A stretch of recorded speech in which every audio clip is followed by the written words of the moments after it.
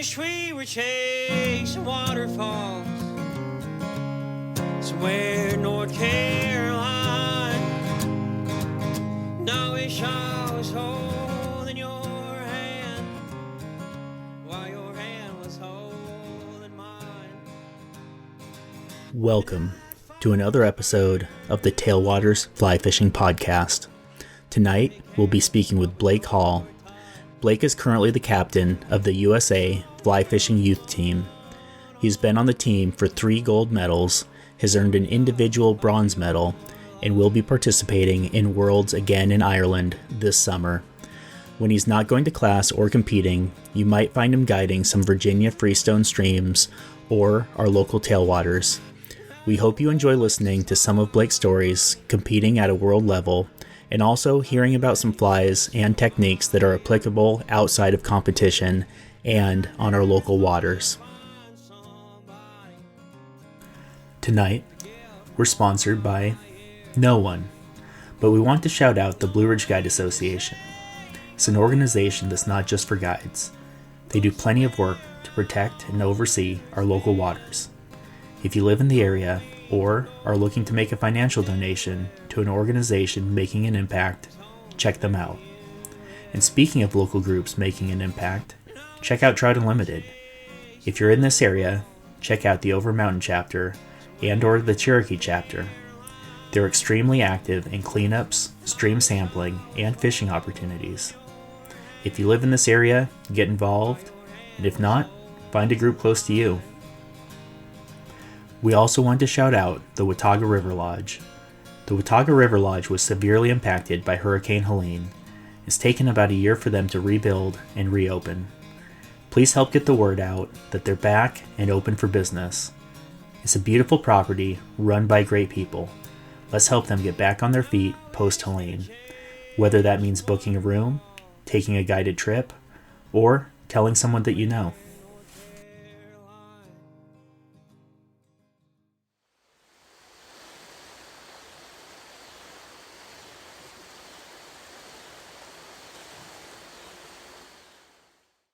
Well, Blake, thanks a ton for taking the time tonight.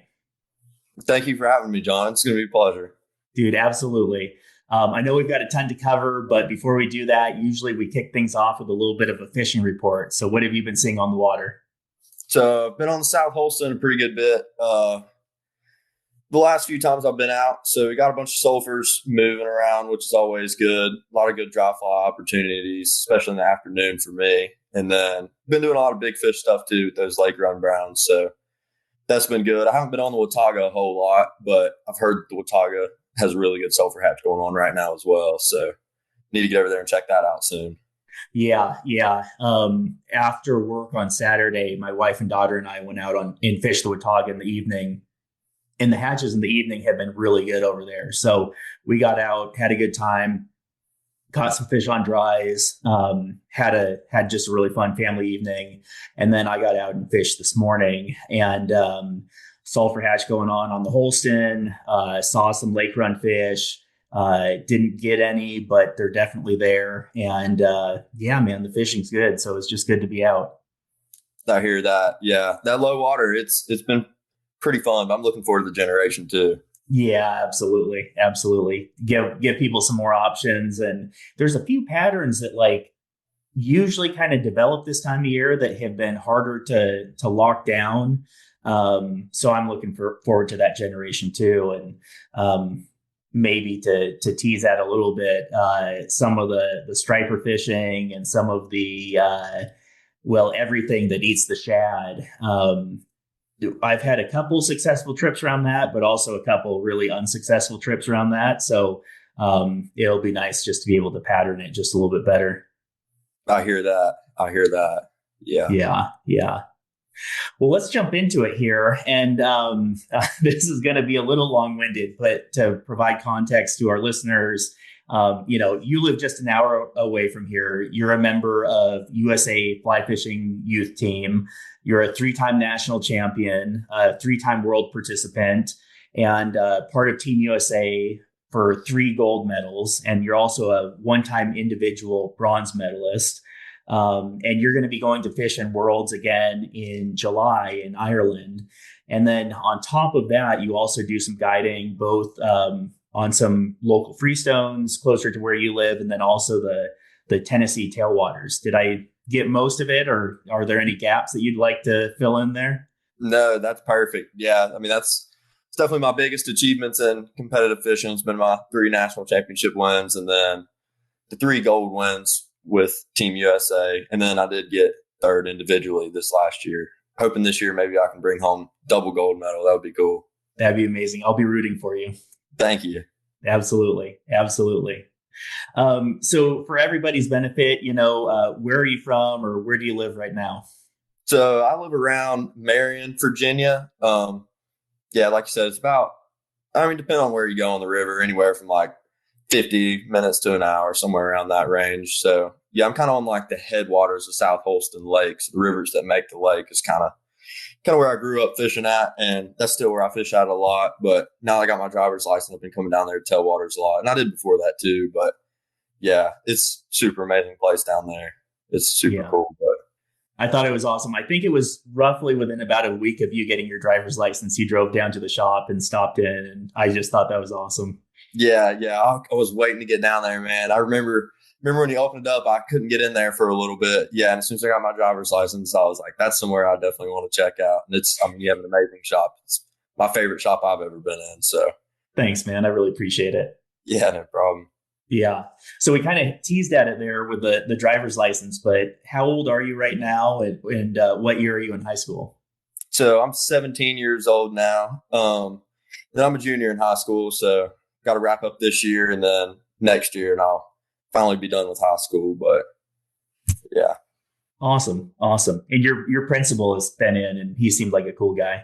Yeah, my principal's super cool. It's pretty cool. He likes to fly fish as well. So like I'll sometimes bring him flies, stuff in school and leaders and all that good stuff. And like he's pretty interested in Euro and everything. And I've kind of got to figure that out some. But yes, hopefully if I ever get in trouble one day, I'll be on this good side.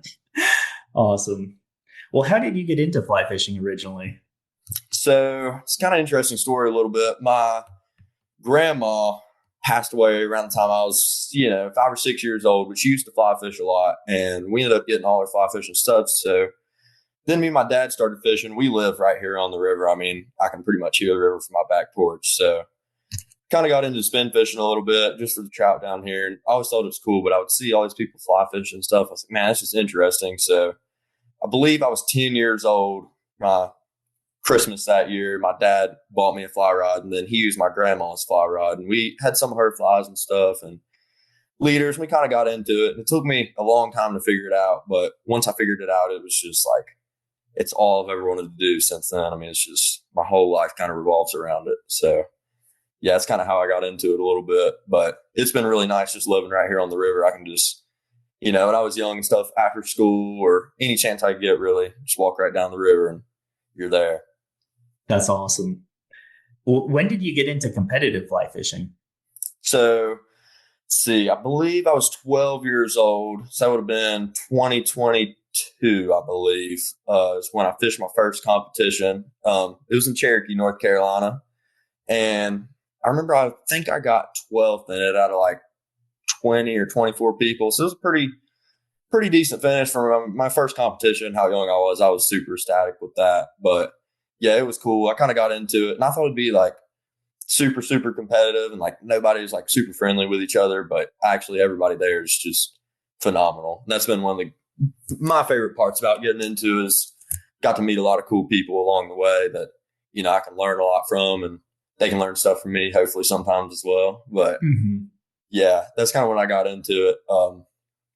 Yeah, ever since then, that's been another big thing, just all the competitive fishing's been super cool, traveling all over the place. So, and was it pretty collaborative out of the gate, or were people kind of guarding their fly boxes or leader formulas, or a little mix of both?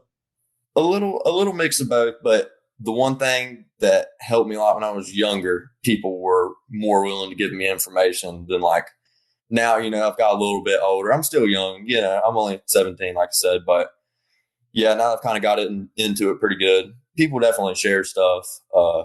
but they won't tell you like during a competition, they might give you a little hint here or there, but they're not going to open it all up to you. But yeah, when I was young, like everybody was so helpful. I mean, anything, any information they had that might be able to help me, generally they would give it to me. So yeah, that was cool. That's awesome. That's awesome. And when did you make the USA youth team and how old were you? So after I fished my first competition, I believe that was in June. And then the nationals was in late October that year. And so I was still 12 in 2023. And I ended up getting third for my first nationals. And that got me a spot on the team that year. So been on the team ever since then. I think I might have been the youngest kid to ever make the team. So that was pretty cool. But yeah, that's kind of when I got into the team a little bit. And what was the process like to kind of qualify for nationals and get onto Team USA? So normally they pick the team members at nationals. That's how they've always kind of done it. We've had a couple at the clinics that we've done make the team, but kind of the system is you have to fish a clinic to be eligible for nationals. The clinic's kind of where they get kids involved, and it's like a big learning thing. Like, got a bunch of instructors out there showing you all kinds of good stuff, and then free fishing as well. But it's a big learning process, and just kind of it's to get new kids into it. Lots of kids are aging out constantly, so you always have to have new, fresh people getting into it. So yeah, once you fish a nationals, you're eligible, or once you fish a clinic, you're eligible for nationals. So I think I did a clinic in September, and then a month later went to the nationals. That's kind of how you get into it. And then once you're on the team, there's 12 kids on the team, but they only take 6 kids to Worlds. So that's kind of like the next step up from making the actual team. You kind of want to get on the Worlds team. It's all one team, but they only take the 6 kids to Worlds. Okay. Gotcha. And I want to jump into your first world championship experience. But before we do that, I want to kind of set the table, so to speak. And could you help explain the scoring system to everybody? And then after you do that, I'm going to repeat my understanding, because it's not a super straightforward thing for most people, at least people here that are used to like American scoring systems. Yeah, it's definitely a little complicated. There's a lot to it, but so basically, just a brief overview. It's a little bit different for every competition. Like, sometimes every fish counts as the same, but I'm going to do for like nationals and worlds, it's pretty strict. We'll just say it's for a world championship. So there would be 5 different sectors, and you fish one different sector each day. So you have one session each day for a world championship, and other ones, sometimes there's 2 or 4 different sessions in a day. So you have that, and then there will be a kid from each country in each group. So let's just say that, there was 10 countries, then there would be 10 kids in each group. So you have that, and then each one of those groups will fish a different sector each day. So say there's 5 groups, there will be 5 sectors. And then out of your group of kids, it would be 1 kid from each country. You're wanting to pretty much, the main thing you can control is trying to catch the most amount of fish as possible. And you can't count every single fish. Like, it's normally only a trout, or, like for the out west one, they counted whitefish as well. And they have to be 20 centimeters long. So measure every single fish that you catch. And then each fish that you catch is worth however so many points. And then each centimeter the fish is worth a smaller amount of points. So sometimes you might catch the most amount of fish, but if somebody's a few fish under you, but they caught all big fish, there's a good chance that they still might beat you. So then you're trying to catch the most amount of points, I guess, out of everybody in your session. So let's say you caught the most amount of fish and had the most points and all that good stuff. So you would take a 1 out of your session. Let's say I caught the second amount, I would take a 2, and so on. So you're trying to catch the most amount and all that good stuff, but more importantly, you're trying to take a 1. That's like the big thing. You're trying to have the least amount of points at the end. So at the very, very end, it'll get tallied up, and a perfect all ones would be 5 placing points. So you're trying to have the least amount of placing points as possible. And if there is a placing point tie, which is super common, there's 5 different groups, then it comes down to points for that. So okay. Yeah, I'd say how they do it's pretty fair. I mean, it's hard to have a super fair fly fishing competition. You know, there's a lot to fish, and it's not quite like other sports. Yeah, yeah. So just as a very simple example, let's say we were having a local competition here in East Tennessee with three groups. One might be on the Watauga, one might be in the Holston, and one might be on Wilbur Lake.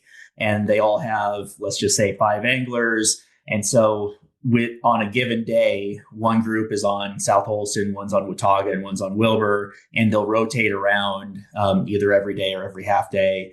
And so because the Holston may fish way better than the Watauga on day one, the people on the Holston are just competing against each other primarily within their own individual group.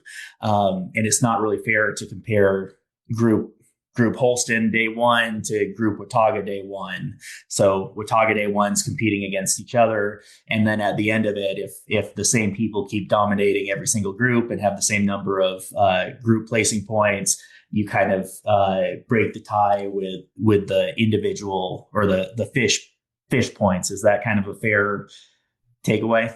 Correct. Yeah, Okay. that all sounds super great. Yeah, like you said, you know, you couldn't compare somebody on the South Holston, somebody on the Watauga, just as an example, because they do fish very differently. So, yeah. So I think it's kind of good how they do the scoring within your group. So, yeah, you explained that super well. Okay. Good. Just wanted to make sure I understood. Yeah. It's a little complicated. There's a lot to it.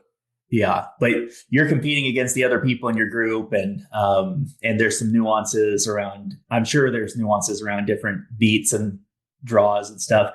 But actually, we can go through examples of that as we talk about some of your world championship experience, if that sounds good. Yeah, that sounds super good. Awesome. So the first world championship that you participated in was in Bosnia. Is that correct? That is correct. Yep, that was my first one, 2023. Awesome. And you mentioned before that you kind of been on Team USA, but didn't make the world team initially. What was the process like to qualify for Bosnia? So yeah, that first year I didn't make it. I was super young. It might have been in 2024 actually. Thinking about it now, but or no, yeah, 2023 is right. Never mind. But so yeah, it's kind of a little bit interesting making the team. So I think that year they already kind of had their world's team kind of selected in their head a little bit. And then a couple kids aged out that year. So then that, you know, got to fill those spots. So I guess I was the most qualified person, but I think my national championship, that third place helped me. And then the next year I ended up winning one. So pretty much if you win a national championship, you've kind of secured your spot on the team, on the world's team. So yeah, I think that's kind of how I got that spot. And then the clinics and stuff, you know, your coaches are watching you. They're looking for, you know, new potential people to take the world championship. That's what it all kind of leads up to. They're trying to win a world championship. That's what the whole thing's kind of about. So yeah, that's what they're looking for. So I guess I just fished a lot. I mean, definitely when I didn't make it the first year, but I made the team. I was super happy to make the team, but that was the main goal. I always wanted to fish a world championship. I wanted to win one. Now I've won some as a team, but I still want to win one individually for my last one. But yeah, I just fished any chance I could, practicing all kinds of different methods and trying to learn as much as I could always. And then like just new flies too. Lots of those Europeans and stuff. I think the world championship I didn't fish. We ended up getting 4th. And I was thinking, I was like, there's people out there that are like better than these kids on Team USA. Like they have something else figured out that we just don't know. So I remember going into like trying to figure out what the Europeans, how they fish, and they don't fish too much differently than we do. But yeah, that's kind of how my thought process, I guess, going into it. And then doing research on Bosnia as well, because it's different. You know, you go across the country, or not across country, but more so across the world. It's a lot different out there. So yeah, trying to learn. Did they send anyone ahead to kind of scout things for you guys, or were you guys just doing your own internet research, or how did all that work?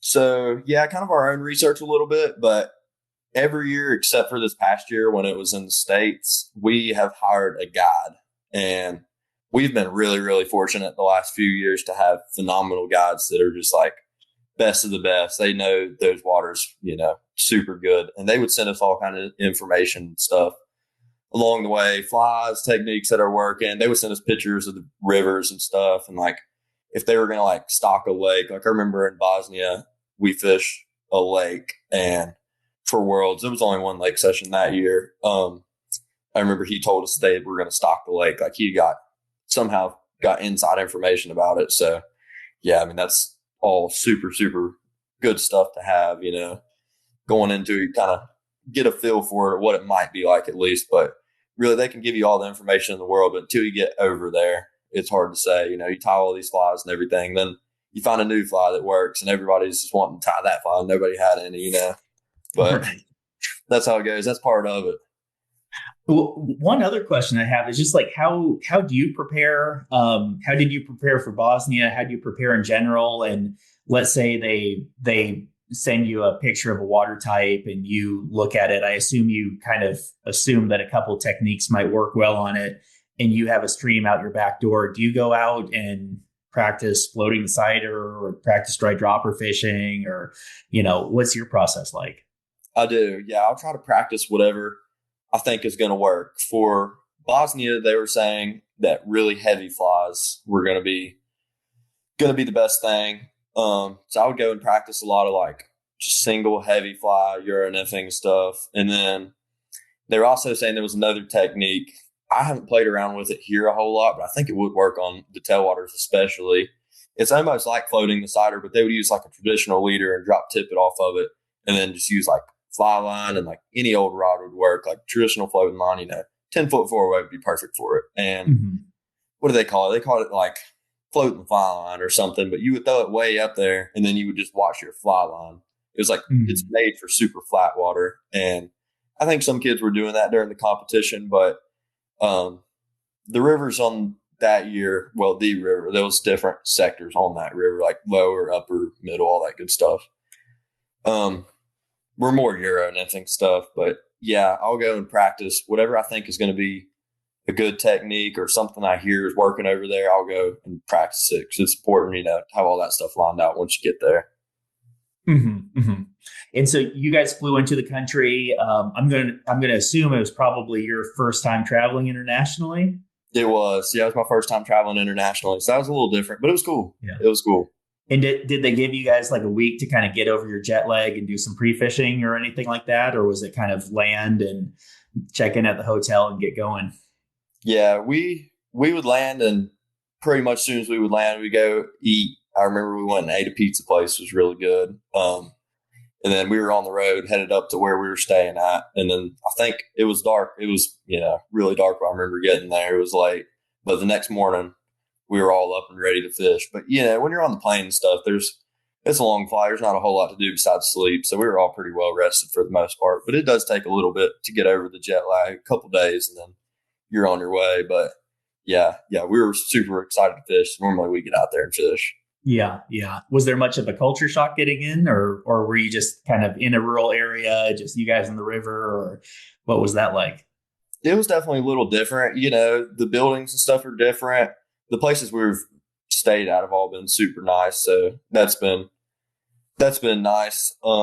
Yeah, the culture's definitely a little different over there, but I think it's super cool. That's a very fun part about traveling, aside from the fishing, is just seeing, I guess, kind of how the rest of the world functions a little bit. But yeah, Bosnia was super cool. You would think it'd be like, they had the war or whatever there, so you think it'd be super war riddled still, and it is a little bit in some areas. But man, that was just a beautiful country. It's amazing. That's probably been my favorite world championship yet. Nice. Is that the country I've heard of? Like a YouTube video where like unexploded landmines were getting washed into a river somewhere. Was that in Bosnia, or was that? It was probably there. Yeah. Now, I remember our guide telling us that there was like every now and then one will explode. Somebody would be walking up through the woods and explode one. I didn't hear about that story, but it's very, very possible it could have been there. Yeah. Okay. Yeah. So walk us kind of through the competition. Like what were the different days like? Was there anything that worked really well for you? Was there anything that was super stressful? Any crazy stories from your, competitive fly fishing there? Yeah. So I remember I was the reserve that year. So I was a designated reserve at least, but I ended up fishing. Let's see, I fished 2 sessions that year. And then the other kid fished 3. We kind of split it. So they kind of knocked us both out of an individual medal, but it helped the team. Like he was a lot better at lake fishing and just better on certain sectors than I was. Like I definitely had some weak points and he had some weak points, but we both had strong points as well. So they split us up and I fished the first day and it was on the very lowest sector. I had a pretty decent beat, but it wasn't my favorite. It was really, really deep water. And then I remember the end of the beat was pretty flat and deep. And then the top was really fast water and deep. And I placed middle of the road that time. I wasn't super happy with it, but I was, first world championship session out of the way. That's definitely a little stressful, getting into it. It's, I don't know, I always get the jitters right before the session. I'm sitting there like shaking like a leaf, and I am until I catch a couple fish. But once you kind of get in the groove and, you're going, then you're good. But yeah, I think I got 6 that session out of, seems like it was 10 or I think it was 12 teams that year. So dead middle of the road, not too bad, but not too great either. So yeah, that was my first session, but the techniques that were working the best for everybody, it sounds a little bit dumb, but I don't think that the Bosnian fish had seen an egg ever. I don't know if they just hadn't thrown it, but that's what our whole team after day 1 figured out was working. I didn't ever throw the egg. I threw in like some junky flies and I caught a few fish. I was mostly using natural stuff. And then I remember coming back and everybody had caught all these fish and won their sessions, but they said they're using eggs, just like these huge, heavy eggs. Like, man, why didn't I try that? Like, of course, these fish eat a stupid egg. But yeah, it was crazy. Like these big wild browns and stuff in there. And there was some stock fish mixed in. And then they had an interesting kind of trout. It was called a soft mouth trout. It was like a brown trout, but it kind of had like a sucker fish or like a grayling mouth on it. Apparently, they were in only the competition river because for whatever reason, it didn't have grayling, but it still had the need for something like a grayling. So that was an interesting kind of fish. I was lucky enough to catch a couple of those. So that was cool. Awesome. Cool. And you guys ended up winning, taking gold as a team, correct? We did. Yep. Yeah, as a team, we won that one. And then, we had one kid win it individually, and then I think the other kid got third. Drew Bone won an individual, and I think Cage Kostler got second, I think. Yeah, that seems right. And then we had, that's right. And then Lawson Braun got 4th. Sweet. So, yeah, he almost squeezed it in there for the whole suite, but we didn't quite get that. Yeah. Man, you guys must have been pretty excited with that result. Yeah, we were super, super stoked. Especially some of the boys that had fished the previous world championship and got 4th. I'm sure that was just like a breath of fresh air to finally be able to break that podium and to win. I mean, that's amazing. And I've been super fortunate my whole time on the team. I've won every single one as a team. So hoping to keep that streak going. That'd be super cool. But yeah, we were all ecstatic. I remember that night, like coaches, everybody, kids, it was fantastic. It was great. Yeah. Nice, man. Well, so that kind of brings up year 2. So year 2 was in the Czech Republic, right? It was. That's correct. Nice. So we can kind of jump into it, but it sounds like you may have won nationals again that year. Is that correct? I did. Yeah. That year was nationals in Montana, and I won that one as well. The previous one was in North Carolina and then Montana. So yeah, I won that one. So I made the world's team again. Kind of once you're on the world's team, as long as like you're still fishing, practicing, and getting better, you kind of stay on it for the most part. So yeah, fished Czech Republic, and then that year I wasn't the alternate. I fished all of my sessions. I didn't place quite as well as I'd hoped to, but it was still a lot of fun. Mm-hmm. Well, give us kind of some details, a little bit of an overview. What was that fishery like? What were some of the techniques that worked? What were some of the things that worked for you, or things that were kind of tough for you? Yeah, so I'd say the techniques that were working the best. Everybody was doing a lot of single nymphing. So each venue is pretty unique. It was all on the same river, but it was the crazy thing. Every venue, as you went down the river was just so much different. So the top venue was super like bouldery pocket water. You get a couple decent sized holes in there, but it was a lot of pocket water stuff. And then there was mainly just trout up there. So in Czech, they have some weird fish. They call them like chubs. They're kind of, we don't really have anything like that here, but would compare it to, I don't know, some kind of like big shiner or something. Even like the chubs that we have here maybe would compare it to those, but they're actually pretty smart over there. They act like the trout. So that was kind of a difficult part, was trying to learn how to fish those. It was a little different, but yeah. So the first sector was a lot of pocket water, and the second sector was the same way. And once you started getting into the middle and lower end of the river, it flattened out and got a lot wider and more just, it's kind of just all just one big riffle with a couple slicks in there. And then the water in Czech Republic was interesting too on that river. It's kind of a tannic color. Like it's not, apparently according to our coach, he had been over there before and talking to our guide, like to the fish, it's not tannic. Like if you go and look underneath the water, it's super clear. But from the outside, it looks tannic. I've never seen anything like it. It's weird. Like you can still see, but it's definitely off colored. But so that was also kind of a little bit of a challenge. But yeah, that was mostly just Euro nymphing and dry dropper fishing was what we were doing. And then on the lower sector, they'd stock the very lowest sector. I know some people were using like lake rigs, like a big 6-weight, and then sinking lines to stand like straight upstream of the fish and throwing like blobs and streamers down and then pulling them all the way back up through there. And they were catching some fish doing that too.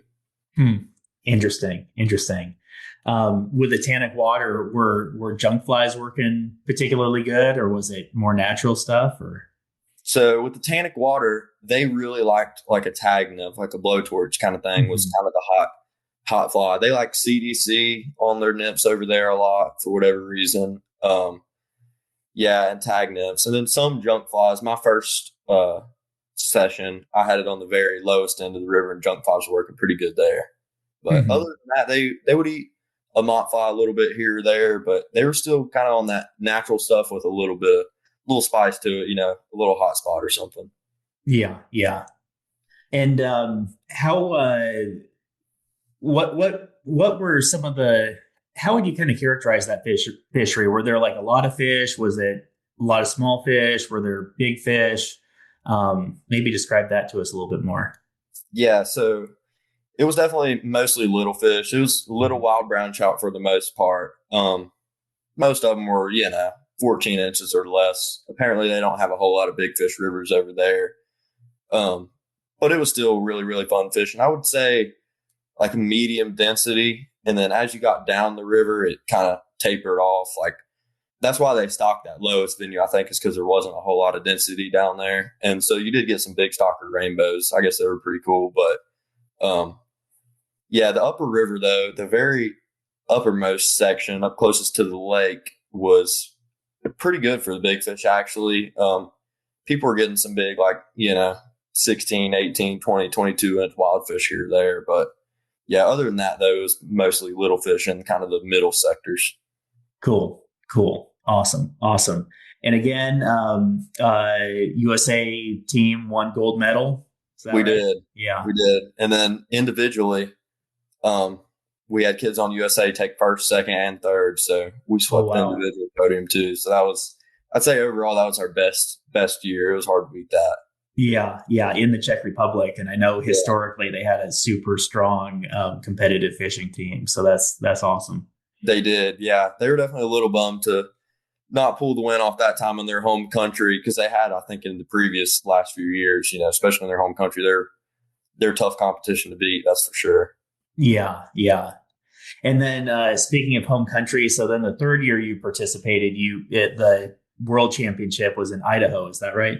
It was, yeah. So there was a couple sectors in Idaho, and then there was one in Montana and one in Wyoming as well. So yeah, it was a cool little area to have a world championship on there. Nice. And what's the home country advantage like let's take all of those places. I'm sure for you, like out west, like you've probably fished out there for national championships and like random tournaments, but it's not your home water. So is it much of an advantage for you, or mostly the people who live out there year round? Mostly an advantage for people who live out there year round. One thing I will say is like, out there, you're still used to your own food and your own culture. So that's kind of a thing that, it's not that, outside the fishing aspect, it's not that much different really. And it's easier to do research on it because it's not in a different language and stuff too, I still haven't learned how to speak Czech or Bosnian yet, but yeah. So that was kind of, definitely a little bit of an advantage, but fishing wise, out west, it's still a lot different. But I had been out there a couple of times. I've never fished any of the sectors that Worlds were on, but I fished similar rivers to it. So kind of had a general idea. Well, talk us through that in more detail, if you don't mind, kind of like day by day or session by session or whatever makes sense. Because you ended up taking third, and then Lawson, I know, ended up taking first. And so huge for Team USA, but huge for you. And I think it was like pretty competitive there for a little while. I remember checking the scores kind of before the tournament ended. So talk us through like what that whole process was like for you. Yeah, so it was definitely super competitive. So first session, I was on the Grays River, and I did really well there. I took a 1 by a pretty long shot. It was cool. The Grays River was a little different. One of the things that it was definitely a big thing on the Grays River mostly was the whitefish. There was a very good whitefish population in there, and they were more grouped up than the trout. Like, they were easy to find where they were. They were always in like the really fast deep water in there. So if you could find fast deep water, they would be pretty thick in there, and you could just sit there and catch them one after the other. Competition, you're limited to so much time, so it's important to make that time count and as many fish as you can possibly get in the net, and like not move around so much unless you have to. So I had like 3 good whitefish runs, and I would caught a bunch of whitefish out of those, and then there was a lot of cutthroat in there too, and you could pick those up as well. They would sit kind of on the edges and stuff of the current and normal trout spots, but those whitefish wanted to be like in the ripping fast current, which I thought pretty interesting, but it was cool. Mm-hmm. Awesome. And then my second session was on Henry's Fork. Pretty well-known river there. It was kind of in the canyon stretch of it. They try to hold it away from like, I guess, some of the more popular water to kind of stay away from the recreational fishermen as best as you can. So Henry's Fork was running pretty high water, and then it was pretty muddy as well. It was a lot of double nymphing in there, and I remember like trying to wade across the river and stuff and fish the other side. Because water was so deep, and I know the person that fished it before me was the only girl in the competition. She's really, really good though. And she's shorter, so I knew it would probably be a struggle for her to get out there to the other side. So I spent a lot of my session trying to wade out to the other side, and that was a little bit challenging. I'm a pretty skinny guy. I'm not the best wader in the world, but I can get out there. But there was a lot of double nymphing in there, and it wasn't super high numbers for my session. The previous day it was, and then in some of the other sessions it was. But, tailwater like that, you know how the tailwaters can be. One day it's really good, and one day it's not. I ended up taking a 2 that session, which it was fairly hard beat that I had. I wouldn't call it one of the better ones. It was probably mediocre, middle of the road beat, but I did pretty good. I got a 2 out of there. And let me just pause right there. So for everyone's benefit, the individuals draw different sections or beats to participate in during the group session. So you can have an advantage by drawing a really good beat or a disadvantage by drawing a really bad beat. Is that fair to say? Yeah, that's definitely fair to say. Anybody that fishes the river could probably tell you it's hard to make one section of the river better than another. Most of the beats are somewhere between 150 and 300 yards.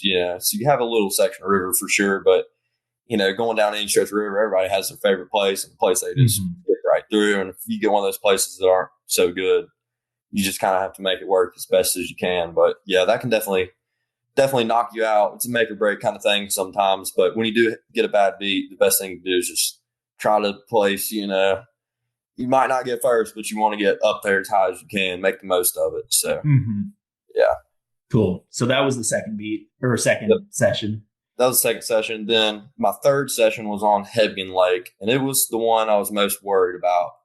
Being on the East Coast, we don't have a whole lot of lake fishing opportunities. And during practice, we kind of figured it out at the end a little bit. It was on the Madison arm of Hebgen Lake, so you could practice the rest of the lake. So we had practiced a lot on Hebgen. That was the main thing everybody was kind of worried about on our team was going to be that lake. It's such a big lake, and, with a lake session, you're not restricted to a beat. It's wherever you want to go. So we're out there on the boat, and that was one I was most worried about. And then the other interesting thing is you're in the boat with somebody else from a different country normally, so it's split. It's a 3-hour session, so it's split in half.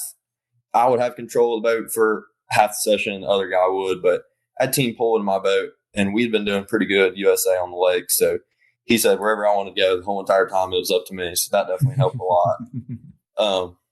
And I ended up taking a 1 on that one. I did catch the most fish I was caught out of Hebgen Lake the whole time. I only caught 6, which that sounds really slow, but that lake fishing can be hard, especially on those big lakes. But they were all big fish in Hebgen too, so that was cool. Big wild browns and rainbows. What do you catch fish on in terms of tactics or flies? So I was using a fast intermediate sinking line, and I would try to get. What I noticed is a lot of fish that were cruising the weed beds and stuff really shallow were pretty easy to catch. If they saw your fly, they would come get it. It wasn't a ton of fish. I think there was more out in the middle of the lake, but it's hard to go try to find them out there. In a limited amount of time, I knew I could at least catch some fish. The main goal for everybody on Hebgen was just to catch 1. Now I get a blank because there was a lot of people blanking. So you just didn't want to blank was the main thing. And so I caught 1 pretty early on, like in the first 30 minutes. I kind of got on a groove there for a little bit and was getting them. But I was using that, and then I was using double streamer. I was using a silver polar humongous and then a green beaded thin net streamer. And they were taking them both pretty evenly, but I noticed the rainbows like the humongous and then the browns like the thin net. So it was kind of interesting to see. I think I caught 2 browns and then 4 rainbows, and the 4 rainbows all ate the one, and the 2 browns ate the other. Interesting. Sweet. So you had your lake session, and then what came after that? So then I was on the Warm River for my 4th session. At this point, I was sitting pretty good. I'd taken 2 1s and a 2. So I was sitting nice in a good place to medal. And the Warm River is where it started to go downhill. I drew another pretty difficult beat. The Warm River was really pockety and deep in a lot of areas, but the beats at least the beat I had was pretty short, and it didn't have any whitefish in it at all. It had no real good whitefish habitat, where some of the other beats did. So the kids would just sit on those whitefish pods and, bang out 15 fish pretty easily. I don't remember exactly how many I caught. I think I caught 22 out of there. I don't remember exactly what I took, but I think it was a 4 or a 5. So it was not a great finish. It wasn't terrible, middle of the road, but if you're in a good spot to win, that's not exactly what you want to take. So I was a little discouraged about that, but that's just the way it goes. Draw a hard beat. I felt like I did pretty decent out of it. I had lost a few fish right at the net that I was kicking myself over. It was super close. Everybody was like, the kid that won it, he won it by a pretty long shot. He caught 30, but after that, it was 22, which I think is what I called it. It was 23, 24. It was just all right there, just 1 or 2 difference. And those are the ones that kind of come back to bite you there. It's man, if I could just land a couple more fish, would have been up there, but that was okay. And then for my final session, I was on Sheridan Reservoir, which it was a private lake that was stocked. I think they stock it once or twice a year. It hadn't been stocked anytime soon. The fish kind of acted wild a little bit. They'd been in there for a long time. It's pretty heavily fished and guided. So over there, it was interesting. Everything pretty much that my teammates had told me up to that point, it all just changed the last session. The fish were in the same spot. And they were doing the same thing. But at this point, we've been doing really good as a team, and everybody kind of honed in on one little cove of the lake. I remember taking off, and everybody took off at the same time. I remember just every single boat, just as fast as they could row over there to that spot, that they were all getting there. So rolled up, and there was 4 boats all trying to fish the same little area right there. Mm-hmm. A few of the other ones went to different areas. And I think it ended up paying off for a couple of them. But I had Team Ireland in my boat that time, and I had boat control first. So I took us over there to that spot. As soon as we roll up, there's like fish rising and stuff. It's pretty calm. And then about the time the session started, it got a little bit choppy, but the fish were still up rising. You'd see them cruising along rising. And what my teammates had told me up to that point was like floating lines or, stuff that would stay up near the surface was the way to go, where those fish were rising. So if you saw one rise, you need to lead it a few feet and throw out there, and they would grab it every single time. And so that ended up not quite being the case my session. They must have caught on to that. And they were saying like really slow stripping or like even finger crawling your line back to you with little nips and that kind of stuff was working. And then as soon as we roll up, a kid in a different boat that was on the check team, I see him across there hook one on like his first cast. And the thing that's interesting about lake fishing is you can see what everybody else is doing and see the retrieves that he's doing. And he's got his rod underneath his armpit, yanking that thing back with his both hands as hard as he can. And I was like, that's kind of weird. So he caught that one. I was like, whatever. And then he caught a second one. And I was like, okay, I need to start doing that. I started doing that. And sure enough, it worked, just ripping it back. As fast as you could possibly bring it back to you, they would hit that thing. But I think that session I ended up taking a 4. The kid in South Africa and England, they had the winning boat. They both took a 1 and a 2. And then in my boat, the kid ended up beating me by a couple fish. The Irish kid did. So it's hard, you always want to try to win your boat session, but I guess he just had a different line figured out than I did, and he was doing a little bit better on it. But yeah, that one was definitely a little bit of a kicker too. At that point, I didn't think I had any chance at winning. I was like, well, there you go. I got knocked out of it. But the thing with the lakes, and a lot can change throughout the competition, any competition, to get a bad beat. If there is bad beats, there's a good chance the people that are beating you might draw one as well. So sure enough, that's kind of what happened. A couple of the kids kind of drew some harder beats as well and struggled on those, and that allowed me to have enough placing points to be able to slide into third. So I didn't think I was going to. I was like, there's no chance. And they called me up there. I was like, oh, that's pretty cool. But yeah, Sheridan and the Warm River are my hard ones. But it's a good learning experience, trying to figure that out. And then looking back on it, and like sometimes after the competition stuff, the kids will talk to you a little bit about what they were doing. Sometimes, not all of them will, but you kind of get to be friends with them throughout, riding on the bus back and forth to the sessions and stuff. It was a pretty long drive sometimes. So talk to them a little bit through the language barrier as best as you could. And they would kind of tell you a little bit what they were doing. So they definitely had some stuff figured out that I don't think I was doing quite as well, especially on Sheridan. Like, I just wasn't using the right flies or the right line, I don't think.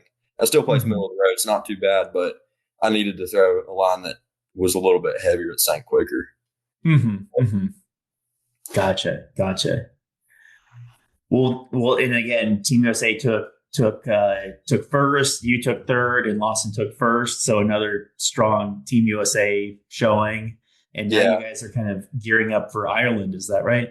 We are. Yeah, we're kind of gearing up for Ireland, starting to get practice up for that. So we had nationals, and then the day after nationals, all the world's team kids stayed and practiced on a couple of lakes over there, and then on the river for half a day as well. So yeah, getting prepped up for that. A lot of communication, all that good stuff going on. So yeah, it's everybody trying to get ready as best they can.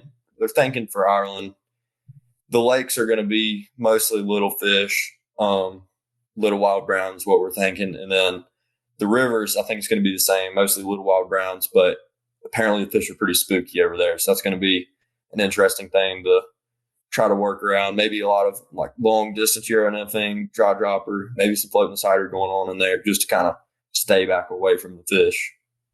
Nice. And one thing I was going to ask you, you kind of hit on it in terms of like staying back and practicing another few days, but how formal of a coaching or training program is there for you and the rest of the team? And who do you, is it like just the Team USA coaches, or do they drag in some of the like adult Team USA members, or how does that work? Yeah, so it's mostly our head coach, Josh Miller. He's super good fisherman, just phenomenal. He knows all kinds of stuff, and he does a lot of research. He has a lot of connections in the industry as well to be able to learn a lot beforehand for us and give us stuff to be practicing.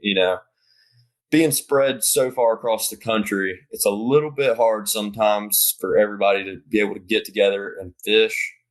Like in years past, we've had world trips where we'll go out, wherever. It's been out west the last couple of years and practice for a few days all together as a team, kind of get some team bonding and all that good stuff going on.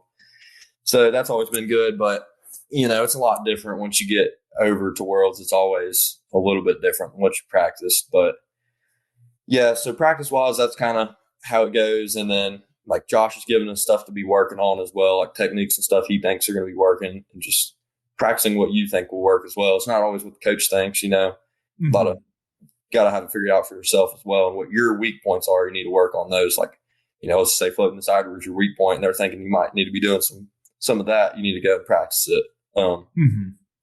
But yeah, I think I'm going to, before Worlds, definitely, there's one kid that's in North Carolina this year. I'm going to go try to do some lake fishing down there. There's a couple lakes in North Carolina. I think if I can get a break from guiding, I'll probably slide down there. I have like a week off in June. I think I'll go down there and practice with him some. And then there's two kids from Pennsylvania that I know have been fishing together some. And then there's a kid from Colorado and Utah this year, and I know they've been fishing together a little bit as well. So just kind of get in there with the people that you're close to kind of on the team and fish together and practice, work on some things.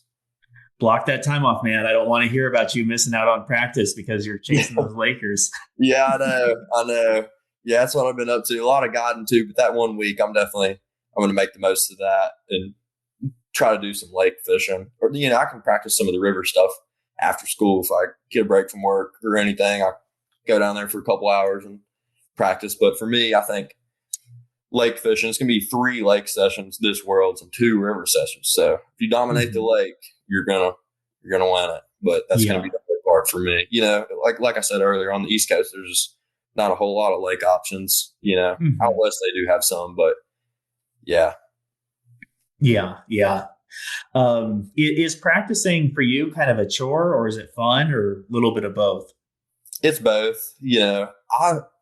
Since I started all that lake fishing on tailwaters a lot, I've grown to really, really like single dry fly fishing. I love indicator fishing too. And single dry fly can be really effective in tournaments, but you can't use an indicator. You can only dry dropper fish. If you want to try to replicate indicator fishing, you could throw a dry dropper. But yeah, and most of the time, the dry dropper stuff's a little bit different too. It's more like finesse dry dropper, not running quite as deep, that kind of thing. So it's definitely what I'd rather be doing. Isn't necessarily always competition practice, but I wouldn't call it really a chore. Like I'll go and practice. I'll make myself a little beat wherever I think it is, give myself 3-hour session, hour and a half, whatever. And I'll keep up with how many fish I catch and just practicing going through a session, and I'll practice different techniques and stuff that I think are going to work. So yeah, that's kind of how I practice a little bit, but I would say still some of the stuff like, going down there, especially single dry fly or long distance indicator, like being able to cast on the lake is an important thing. If you can outcast your boat partner, then you can reach the fish before he can. So a lot of that casting stuff and just getting better at casting, you can always learn more with fishing. Whatever you're doing, there's always a takeaway from it. But so yeah, that's kind of definitely some practice there. But yeah, I need to be doing more lake fishing is what I need. Awesome. Well, for anybody listening, if you have access to good lake water or good practice lake water, get Blake out there before he goes to Ireland in July. Yeah. I would really appreciate that. If anybody has any good lakes, that'd be much appreciated. Yeah. Do you fish Wilbur Lake over here very often? I do every now and then. Yeah, that's where I need to come practice some. I haven't been over there in a really long time, but yeah, for Bosnia, where they had that one lake session, I didn't end up fishing it, but, and then again for the Ireland, when I would go over there and practice a little bit, it's a pretty fun lake. It fishes similar to some of the stuff, but not. Exactly. Yeah. I was going to ask how applicable it was. I mean, I'm from Washington State originally, and it fishes completely different than a lot of lakes that I've fished previously. Yeah. It can be fun, but it feels a little unique. It's definitely unique. Yeah, it's its own kind of thing. I mean, Yeah, kind of like you said, it's still practice at the end of the day, but it's not really, I guess, applicable to a whole lot that I use at work. I feel like a lot of it's because it's like Watauga Reservoir is just dumping in directly, and then you've got waters being pulled through Wilbur, so you have these like weird generation schedule effects that it fishes completely different on generation than it does not on generation, and I don't know how applicable generation is to what you do in competition. Probably not very. So, Yeah. yeah.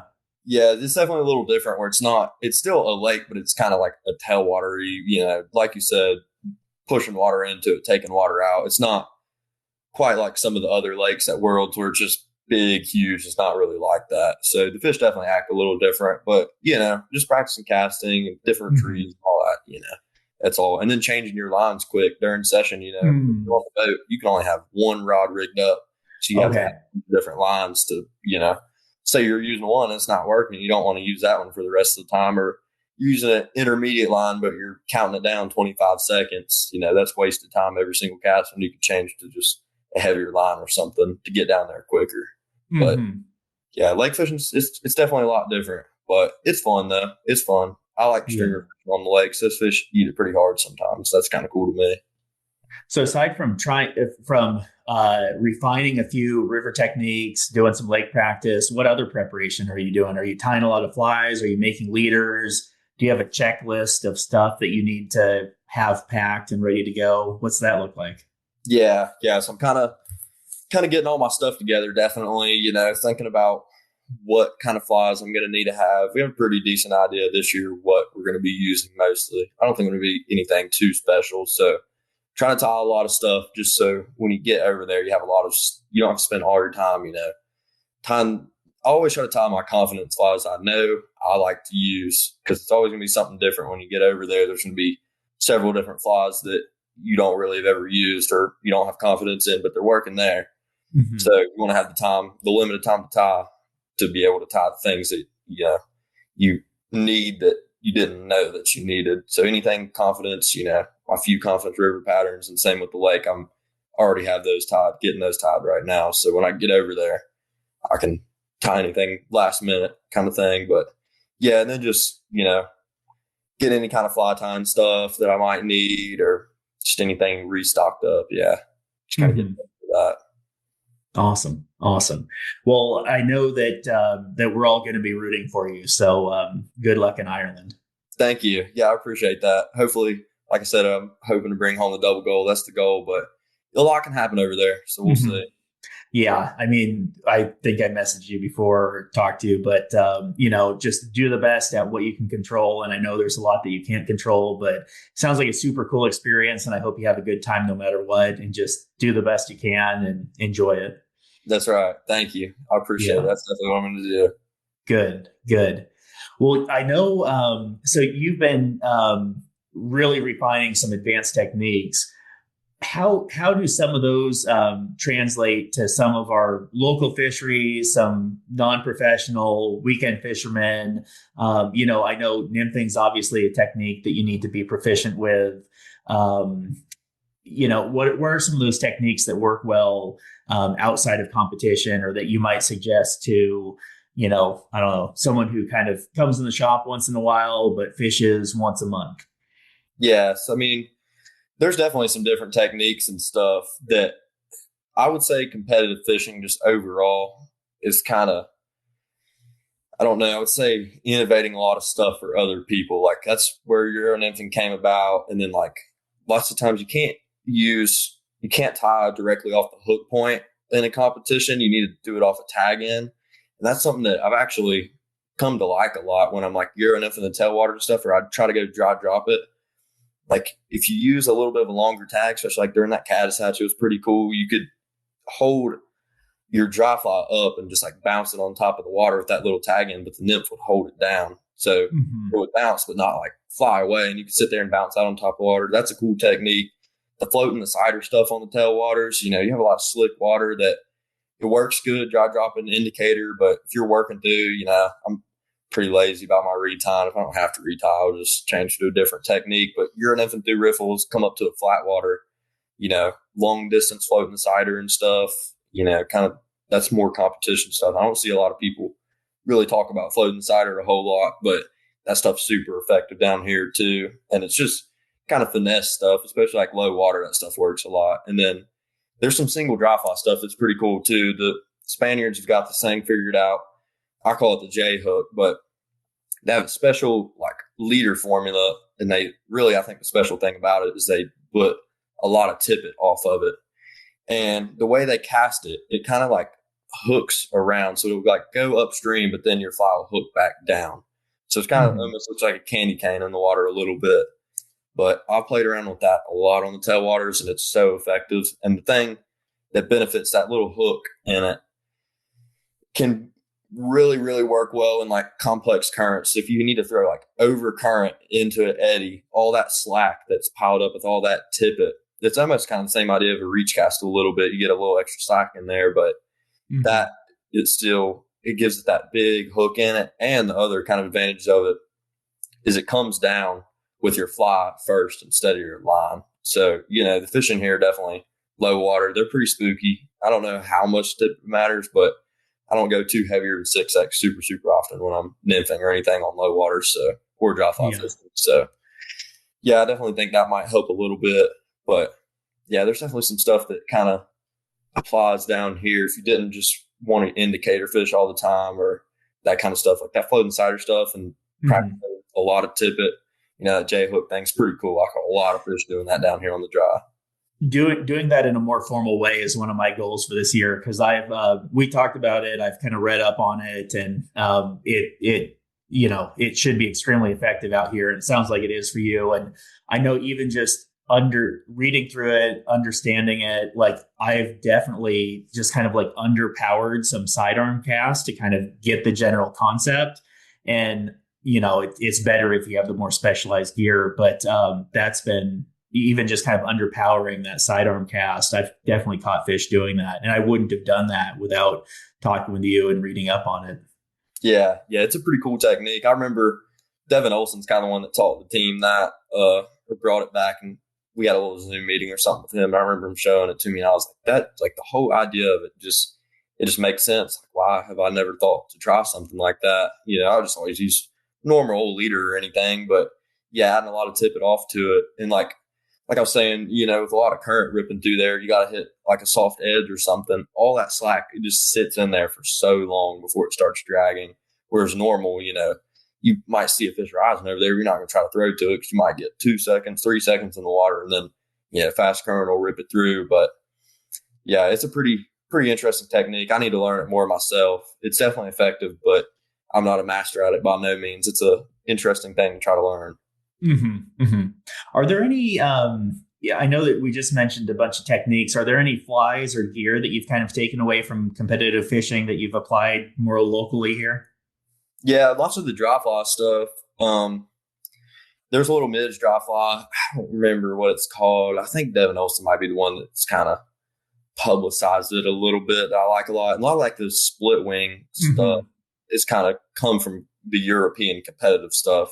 And I love those split wings dry flies. That's like my favorite kind of style of dry fly, I guess. That kind of on the dry fly end of things. And then, the nymphing, all the jig hooks and stuff also kind of from the Euro nymphing thing. And I love the jig hooks. I think they're strong. They hook fish well.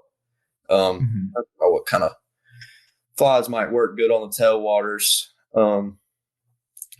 I don't know, like little split wing, not split wing, split case, like jig nets and stuff, like right now with the sulfur hatch going on, that's pretty good stuff. But it's funny you mentioning those the split wing dry flies that have, I think, become more widely available recently. One of the best dry fly fishermen that I know, who fished out here for like 20, 30 years and helped get me into it out here. He had not the European style, but he had a split wing style fly. And so then seeing him the European version kind of come over has been really cool. And it's kind of funny because if someone shows me something like that, I don't feel like it's mine to share with other people. So I never show people like his style of stuff, but the European stuff is, I feel pretty comfortable being like, oh yeah, this is a widely available foaling mill pattern. So we stock some of those in the actually I caught fish on one of those today, actually, on a sulfur style Antonio's emerger. That's a super good fly right there. Yeah, that's kind of what I've been doing for the sulfur hatch here over the last couple of years. I've got into some of that split wing stuff, and I like the Puff Daddy style stuff a lot too. Paradigm, I mean, there's all kinds of good stuff, but those split wings, I like them a lot. They're pretty realistic, and I feel like they're decently easy to see. I mean, if you tie those wings pretty high, they'll float good for you. But yeah, that's a super cool style of pattern. It's definitely becoming more popular. You know, they have a lot of those competitive fishermen designing flies and stuff for them. Umpqua, Fulling Mill, you know, they're definitely publicizing that now. But yeah. So you joked with me previously that you need to start practicing and preparing instead of trying to chase the big browns on our tailwaters. Describe to people how those are different techniques and different processes. Yeah, so like I was saying, like I do a lot of indicator fishing stuff for them and sight fishing as well. And just a lot of like, I fish off my drift boat a lot. So in a competition, you know, it's only wade fishing on the rivers. So that's a little different too. You know, on a drift boat, you can go a very long float in a day, covering a lot of water. Whereas, you know, if you're practicing for competitions more, you might want to restrict yourself to just a little bit of water and like really trying to just catch all the fish you possibly can out of that little area. Whereas like throw a few runs down through there and don't get one, you're like, okay, on to the next spot. But yeah. And then like I was saying with sight fishing, I do sight fishing in the competition sometimes, but a lot of the waters you can't see the fish. So probably don't want to be relying off just see one and cast at it kind of thing, or see a few and cast at them. But and then like the indicator fishing, you can't indicator fish in a competition. Like normally when I'm fishing one, I wouldn't rig up like a 10-foot 4-weight with like a jaw dropper or something. I would just throw it on my Euro rod or something. So yeah, it's definitely a little bit different, but yeah. Okay, cool. Are there any pieces of gear that you feel like you can't live without in competition, like floatant or leader grease or a spare leader or anything in particular that stands out? Leader grease, definitely. I use payout paste a lot. And that's like that floating the cider stuff is so much easier with that. And it's super quick just to put it on there. And then like lots of times too, now they're coming out with all these like little cider markers and cider wax and stuff. So, you know, let's say you're fishing pretty diverse water. You might drop from 6 feet of tippet to 3 if you move up in shallower water, and you can just stick some of that wax on there or something super quick. It's just a quick little change. And there you go. You're on your way without having to cut and retie anything or hold your line up way higher or anything like that. So yeah, those are two things I definitely keep on me a lot, but lots of people have special tools and stuff. I just carry hemostats and nippers, all that good stuff. But yeah, there's definitely those are good items. If I left those behind, it's going to be a bad day for me. Yeah, I hear that. Yeah. And definitely like the payout paste too. Like, you know, sometimes your leader starts sinking, like fishing out on tailwaters. Like that stuff's pretty sweet to put it on there, and it picks up off the water so much easier. It's a big deal. I'm surprised that more people don't use it. It makes a huge difference for me. I agree. Yeah. Anytime I'm out there fishing, my leader starts sinking a little bit, that's the first thing I'm doing is bringing it back in, sticking some of that on there. It makes a world of difference for me, at least. Yeah. Yeah. I know flies aren't the most important thing, but just for our listeners, I'm sure they'd love to know, what are some of your confidence patterns? Yeah. So I would say I'm a lazy fly tire. And I don't think, like you said, I don't think fish, at least lots of the little stream fish that I fish to, just some of those local little creeks wading around, I don't think they care about fly pattern a whole lot. I like a waltz worm a lot. Just all I do is just a gray dubbing one most of the time, and I'll use the thread, whatever thread I tie with, I'll just rip it back up with that. And then little pheasant tail imitation too is good. France fly is one of my favorites. I cover a lot of bugs with that one. And then let's see, dry fly wise, like you were saying, any kind of little split wing. I'll tie like little tiny black split wings for midge, and then like other one for BWO, yellow one for sulfur. I just kind of stick with that kind of style. And there's another dry fly that I picked up in Czech that I've been using a lot, and I think it works really well. Kind of, I guess they think it's a caddis, but I call it just a CDC puff dry fly. All it is some kind of like flash off the back, or like glow bright, some kind of fluorescent flashy material off the back, and then the rest of it is just CDC and a dubbing loop wrapped all the way up. I think Lubos Rosa is the one that kind of started that. I think he calls it the Rock Erica maybe or something. Interesting little fly, but I've been using that as a dry fly a lot, and they eat it super well. And that's a good one to like bounce off the top of the water. They'll come and do a backflip to eat that thing, and it floats super good. So that's a couple good dries. And then obviously I like the junky stuff as well, like a couple different color mott fly, egg, squirmy worm, all that stuff works. And then jig streamers. I like little jig streamers, little like olive poacher or something like that. I catch a lot of fish on those as well. But like the France flies and stuff on the tailwaters work pretty good. I like a France fly or little pheasant tail during sulfur hatch catches a bunch. I don't use a whole lot of midges outside of the tailwaters really, but yeah, the midge stuff like that. Any kind of little zebra midge with all kinds of different wire colors and thread colors, or vinyl rib, all that good stuff works pretty great. So nice, awesome. Well, one thing I wanted to cover too, I know we're kind of getting towards the end, but you've been on the youth team for several years now. What changes have you seen on the youth team and competitive fly fishing in general? What kind of changes have you seen that's super broad? And one, I'm going to venture, as I assume it's getting more and more popular. Is that fair? It is. Yeah, it's definitely picking up. I think it's becoming a little bit more well known and more people are interested in it, especially with like Euro nymphing becoming more popular. You see a lot more people doing it now than you did back when I started fly fishing. Most people didn't see it now. I go up through the river down here by my house, and like everybody's got a Euro rod in their hands. So I think they've kind of learned about it through that.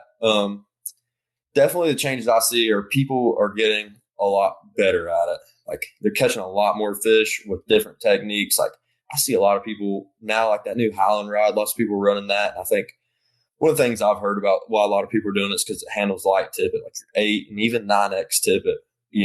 Personally, I don't really drop below 8, but it sounds like I'm going to have to. Everybody's starting to run like 9X and stuff now, and picking up a few more picky fish. But yeah, just people are getting better. And then micro leaders have been a big thing that I've seen in the competitive world. Back when I started, lots of people still running thick stuff, and now you see a lot more people running like 6-pound leader is pretty heavy for a lot of people now. That's what I run. I like a 6-pound leader. It'll throw a dry dropper, even a single dry if you really need it to on the go. But yeah, lots of people I see now are running, your 4 or even less sometimes. So really, really thin leaders, really thin tippet, light flies. Like lots of people run single 2.0s, single 2.5, sometimes a 3. But 3 is kind of middle of the range weight. 2.5 is what I see a lot of people doing, or lighter than that sometimes. Yeah. Well, I know if you haven't put your hands on the Highland, Roger would love to connect with you. And we've got some in the shop you can mess around with too if you want.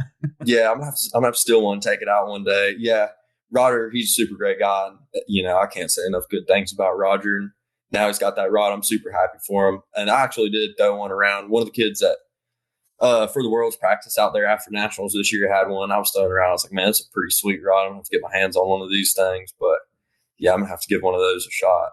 Yeah.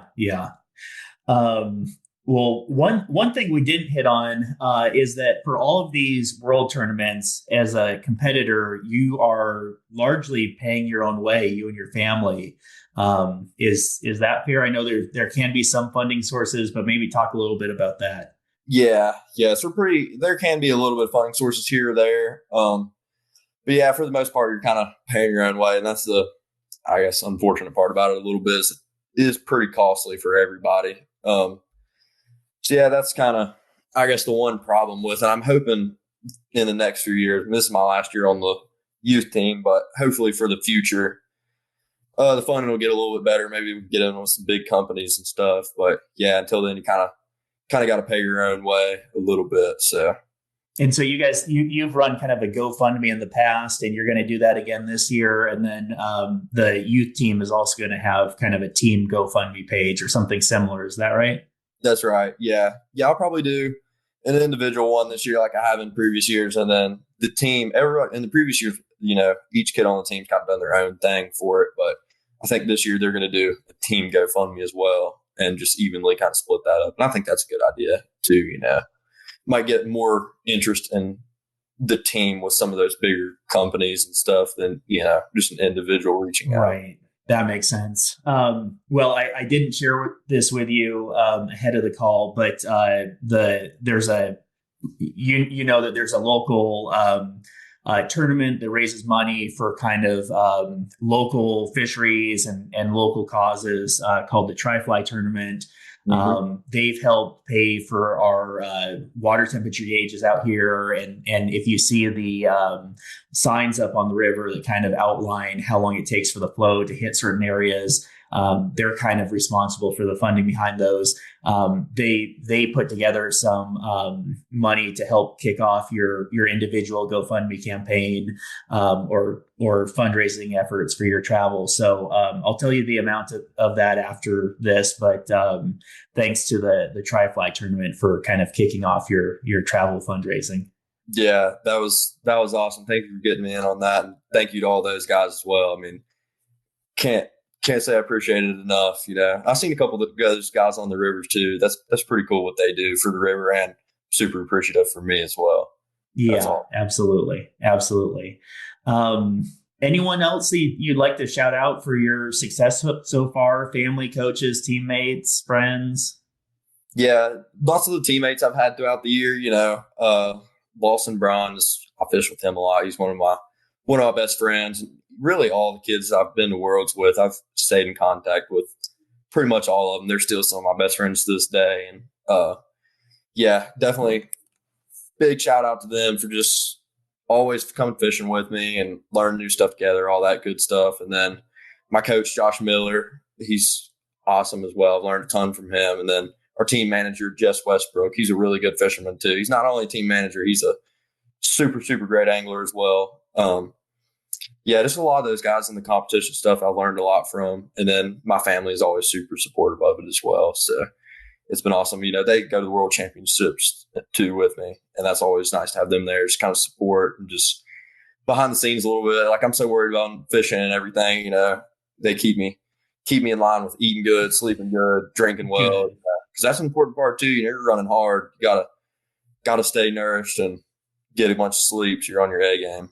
Yeah, I to be honest, I didn't realize. I mean, my parents always had me eat a vegetable at dinner and a piece of fruit in the morning, and I didn't really appreciate that until I've been trying to do the best I can with our kid. But it's not. It sounds easy, but it's not easy. So that's actually a huge deal. So props to that. Yeah. So you also do some guiding, I think we mentioned, on some freestone streams over in Virginia, maybe out this way, and then definitely on our local tailwaters. So for people who are interested in booking a trip with you at some point, how do they contact you or find you? Yeah, so I need to get a website going. That's kind of one of the next things on the agenda. But for now, they could reach me through my phone number, which is 276-706-7659, or my email, which is holstonnative@gmail.com. And it's no capitals, no spaces in there. Awesome. So yeah, that would be the best way to reach me. Just shoot me text, call, email, any of that good stuff. I'll get back to you.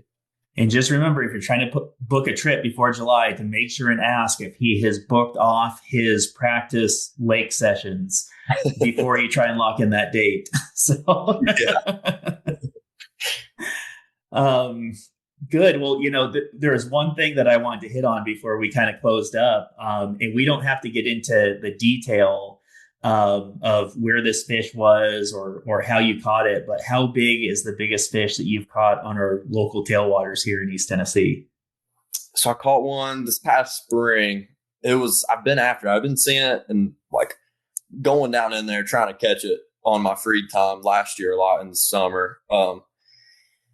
It ended up being, I put it on the bump board pretty quick. I was pretty, focused on getting it back in the water, but it was somewhere between 33 and a half inches long to 34. It was somewhere right in that range. I wouldn't put it over 30, 34, but I definitely wouldn't put it under 33 and a half. And then it had a 24-inch girth as well. Which didn't have a scale to weigh it or anything. And, I don't know how much a fish like that would weigh, but I can confirm it was definitely pretty heavy fish. But yeah, I'd hunt that thing down for a long time and then just kind of came together. But yeah, I talked with Houston Brown, and he did the weight conversion measurements, and he thought that was over a 20-pound brown trout. Yeah. I mean, I don't know. It was definitely heavy. Yeah, but it was a super cool fish. And you had to get a little wet to get that one in the boat, didn't you? I did. Yes, I followed it around for I hooked it and I had it on 6X, and as soon as I hooked it, I was just like, why did I not put on heavier tippet? I was like, but you might not get him to eat heavier. So we followed it around for 5 minutes. It's just kind of me just hanging on, just wherever he goes, just trying to wear him out as best as I can. But a fish like that, you can't control it too much on that lighted sippet. And it goes running up into a log jam, right where I hooked it at. And it got up in there, and it was so big that I could see its head through the log jam, and I could see its tail sticking out the bottom of the log jam. And I was trying to get my rod all in there, and I was worried about breaking my rod, getting it down there close to those sticks and stuff, trying to drag it out. And it was just so wound up in there. I just couldn't get it out. And I don't have the tippet strength to be able to pull them out of there. And it was a little chilly that day, but I was like, you know what? The only way I know to get this thing out of here is have somebody hold the rod, and somebody's gonna have to hold my feet. We're gonna go straight down in the water and see if I can grab this thing by the tail. And so I could see its tail, so I handed the rod in the back of the boat, and then I had Mason's fiance grab my feet, and I went head first. Well, I probably went up to maybe my shoulders or chest. And I just remember just feeling it, just grabbing it by the tail. And I just held on to it. It didn't really kick. It must have got worn out fighting it around for those few minutes. Didn't really try to kick off or anything. And I brought it up there and they netted, and it barely fit in the net too. I was worried it was going to flop out of the net. And then the hook was totally bent. I don't know how it stayed on there. The hook's it's really a miracle it stayed pinned, but the hook was totally bent out too. A lot of luck went into that. That's probably more luck than it is skill there. That's for sure. But yeah, that's awesome. That's such a cool story. Yeah, the water's cold, but man, my adrenaline's going so hard I didn't feel a thing until after I was sitting there. Man, that's a little chilly. I could tell in the photo. Oh man. Well, thanks a ton, Blake, for taking the time tonight. I know that you're busy with school, and we're 60 days out roughly from Worlds, and I appreciate you taking the time tonight. Oh, of course, John. It was a pleasure. Thank you for having me on here. Dude, absolutely. And I know that we're all kind of rooting for you and Team USA, and really want to wish you good luck. And I hope you have a really fun time out there. Thank you. I appreciate it. Yeah, I'm hoping to bring it back home for USA. Awesome. Well, thanks, Blake. Thank you. I'd like to thank Blake for his time tonight. Worlds are approaching, and we appreciate him taking time out of his schedule to tell some stories and talk tactics. If you'd like to make a financial contribution to help support his travel, please check out the GoFundMe link in the description of this show, or reach out to the shop and we can get it to you. We'll be cheering for him along with the rest of the USA Fly Fishing Youth Team this July, and we hope you will too. Thanks so much for listening. But it can't keep up with your touch. The song